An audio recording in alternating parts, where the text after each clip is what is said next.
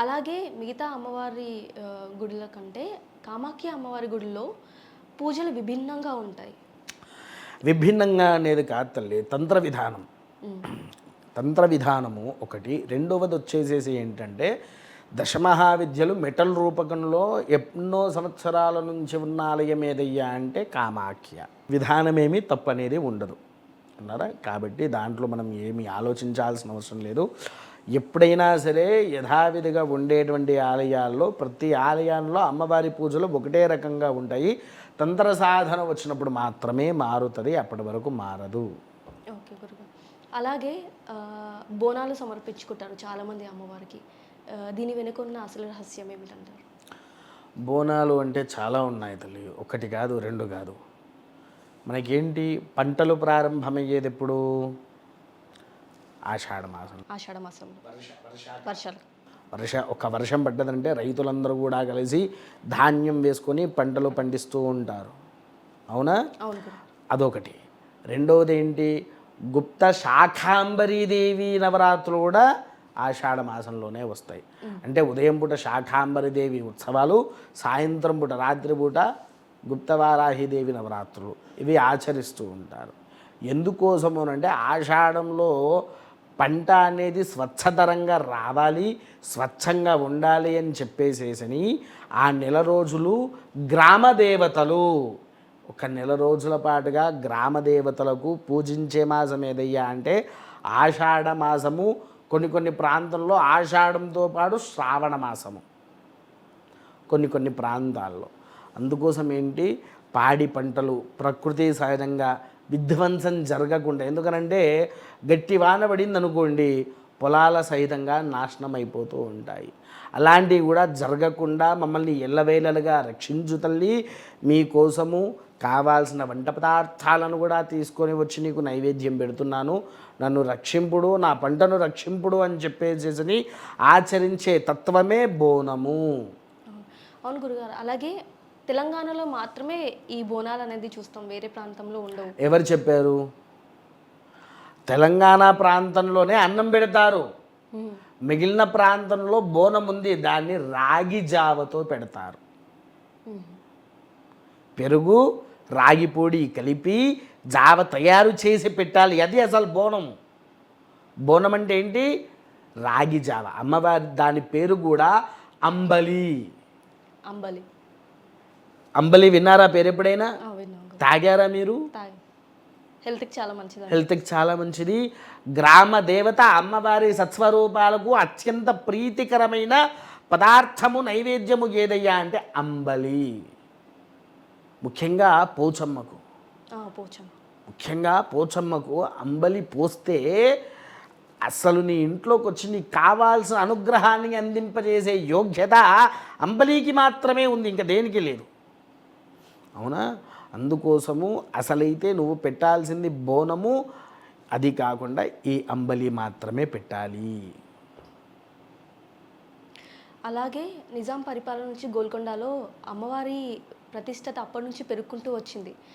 కానీ అంత అప్పటి నుంచి ఉన్నా కూడా చాలామందికి తెలీదు కామాఖ్య అమ్మవారి గురించి. కానీ ఈ మధ్య కాలంలో చాలామంది తప్పు ముచ్చట తల్లి. కామాఖ్య అనేది చాలామందికి తెలుసు, కీర్తనలో కూడా తెలుసు, అంతకుముందు ఎంతోమందికి తెలుసు. ఎందుకనంటే కొంతమందికి 18 శక్తిపీఠాలు ఉన్నాయంటే 18 శక్తిపీఠాల అంటే ఏంటి? 18. ఇంకొకటి ఏంటి అని అంటే 18 శక్తిపీఠాల గురించి మన జూనియర్ ఎన్టీ రామారావు గారు ఒక సినిమా తీశారు, శక్తి అనే సినిమా. ఒక్కొక్క స్తంభాన్ని ముట్టుకుంటూ ఉంటే లాస్ట్న ఒక త్రిశూలాన్ని పట్టుకొని శక్తి వస్తూ ఉంటుంది అన్నట్టుగా, అవునా? అప్పుడు కూడా ఈ కామాఖ్యని చూపించారు కదా. 18 శక్తిపీఠాల్లో కామాఖ్యాదేవి ఒకటి. మాహోర్ పురుహూతికాదేవి తెలుసా మీకు? మాహోర్లో పురుహూతికాదేవి ఉన్నట్టు తెలియదా? సరే, మాహోర్లో 2 విధానమైనటువంటి దేవతలు ఉన్నారు. 18 శక్తిపీఠాల్లో ఒక శక్తిపీఠమైనటువంటి పురోహూతికాదేవి మాహోర్లో మహారాష్ట్రలో ఉంది. అది కింద భాగంలో. పైన భాగంలో అసలైన రేణుకాదేవి ఎల్లమ్మ దేవాలయం ఉంటుంది.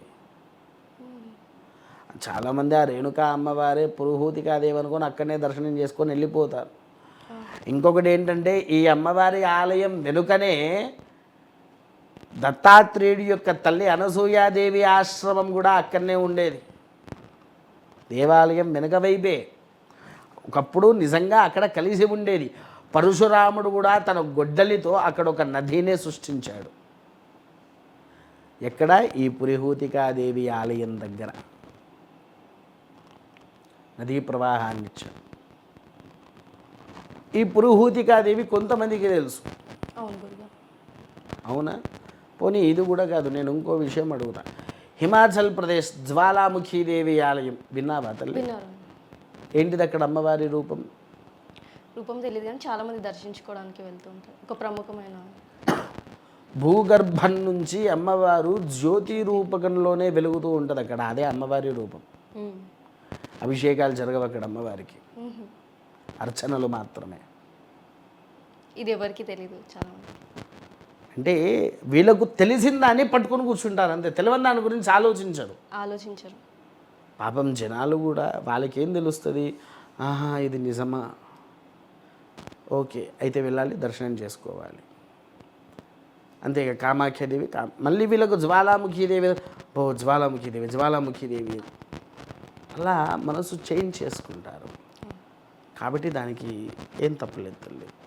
అందరికైతే కామాఖ్య గురించి కీర్తన నుంచే తెలుసు. ఇప్పుడు కొత్తగా తెలియని వారికంటే కొంతమందికి కీర్తనలో ఉన్నవారికి ఇప్పుడు పుట్టిన ఈ మధ్య కాలంలో ఉండే జనరేషన్లో ఫ్యాషన్ అనేది బాగా అలవాటు అయిపోయి దేవుడి మీద ధ్యాస తగ్గేసరికి కామాఖ్యాదేవి పెంచింది, అంతే తేడా. అలాగే కామాఖ్య అమ్మవారికి ఇష్టమైన నైవేద్యం ఏమిటి? చెప్పా కదా తల్లి, ఉదయం పూట 3 జరుగుతాయని. బాగా ఇష్టమైన నైవేద్యం చేప. సో అది ఎలా తీసుకువెళ్తారు గురించి? ఇంట్లో అక్కడే ఇస్తారు, మిగతా అక్కడే ఇస్తారు, అక్కడే ఇక్కడ తీసుకపోయేది లేదు. చాలా మంది అక్కడ తీసుకెళ్ళి వండడము లేదా ఇంట్లో నుంచి వండుకొని నైవేద్యాలు తీసుకెళ్ళినట్టు కాదమ్మా, తీసుకెళ్ళడము. పచ్చి చేప. ఓకే. అలాగే చాలా మంది ఇప్పుడు శాకాహారం తినని వాళ్ళు ఉంటారు. వాళ్ళు ఎలా పూజించాలంటారు అమ్మవారికి? శాకాహారం తినేవారు సోరకాయ గుమ్మడికాయను బలి ఇస్తారు తల్లి. అవి కూడా బలి బలే. ఒకప్పుడు బలి అనేది గుమ్మడికాయ సోరకాయతో మాత్రమే ఇచ్చేది. ఈ మధ్యకాలంలో ఏంటి అమ్మవారి పేరు చెప్పుకొని మీరు తినడానికి కోసము అది అక్కడ అమ్మవారి ముందు పెట్టి బలి ఇచ్చి వాటిని మీరు తింటున్నారు. కానీ అసలైతే నీవు ఇచ్చే బలి ఇప్పుడు దసరాల్లో ఎప్పుడైనా చూసావా నువ్వు సోరకాయ బలి ఇచ్చేది? లేదు గురుగారు, చాలామందికి తెలియదు ఈ విషయం. ఏంటండి, ఊర్లో ఉండే వాళ్ళకే తెలుసు. మొదలుగా దసరా రోజు మేక బలి ఇస్తారు, అదన్నా తెలుసా? ఆ మేక బలి కంటే ముందు జరిగే బలి ఏదయ్యా అంటే సోరకాయతో అమ్మవారి దగ్గర పెట్టి బలి ఇస్తారు అమ్మవారి ముందే. తర్వాత అమ్మవారికి కొద్దిగా దూరంలో మేకను బలిస్తారు. అర్థమైంది అదండి. అంటే ప్రధానమైందే అసలు శాకాహారము గుమ్మడికాయ, లేకపోతే ఆంధ్ర ప్రాంతంలో ఆనిపకాయ, తెలంగాణ ప్రాంతంలో సోరకాయ అంటారు.